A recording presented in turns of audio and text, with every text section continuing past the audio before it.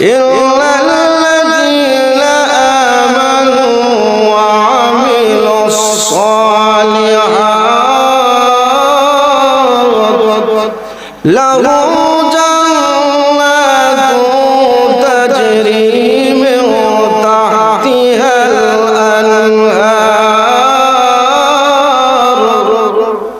যালিকাল ফাওজুল কাবীর।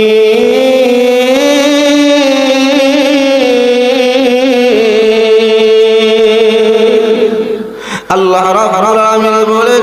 ইন্নাল্লাযীনা আমানু, নিশ্চয় যারা ঈমান আনয়ন করেছে, ঈমান আনার পরে